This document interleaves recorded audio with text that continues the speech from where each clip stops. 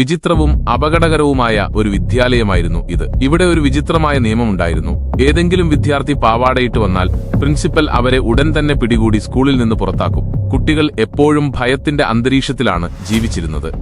ഒരു ദിവസം Darren വികൃതിയായി പ്രിൻസിപ്പലിന്റെ cake മോഷ്ടിച്ചു. കുറച്ചു കഴിഞ്ഞ് പ്രിൻസിപ്പൽ ക്ലാസ് മുറിയിൽ വന്നപ്പോൾ ഡാരൻ ഒന്നും അറിയാത്തതുപോലെ നിന്നു. പക്ഷേ വായുവിൽ ഒരു വിചിത്രമായ ഗന്ധം കാരണം പ്രിൻസിപ്പലിന് തൽക്ഷണം ഡാരൻ ആണ് കള്ളനെന്ന് മനസ്സിലായി. കുപിതനായ പ്രിൻസിപ്പൽ 100 കിലോ ഭാരമുള്ള ഒരു വലിയ കേക്ക് ഓർഡർ ചെയ്യുകയും അത് പൂർണ്ണമായും തീർക്കാൻ ഡാരനോട് ആവശ്യപ്പെടുകയും ചെയ്തു. ഒരു കഷ്ണം പോലും അവശേഷിപ്പിക്കരുത് എന്നും പറഞ്ഞു. ഇത് കണ്ട് സിഡ് വളരെ അസ്വസ്ഥനായി.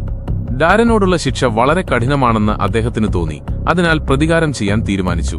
ശരിയായ നിമിഷത്തിൽ അദ്ദേഹം രഹസ്യമായി പ്രിൻസിപ്പലിന്റെ ഗ്ലാസിലേക്ക് ഒരു പല്ലിയെ ഇട്ടു. പക്ഷേ പ്രിൻസിപ്പൽ അത് ഡേവിഡിന്റെ തമാശയാണെന്ന് കരുതി ദേഷ്യത്തിൽ ഡേവിഡിന്റെ ചെവി തിരിച്ചു. ഈ രംഗം കണ്ട ഒരു പെൺകുട്ടിക്ക് കൂടുതൽ നേരം പിടിച്ചു നിൽക്കും.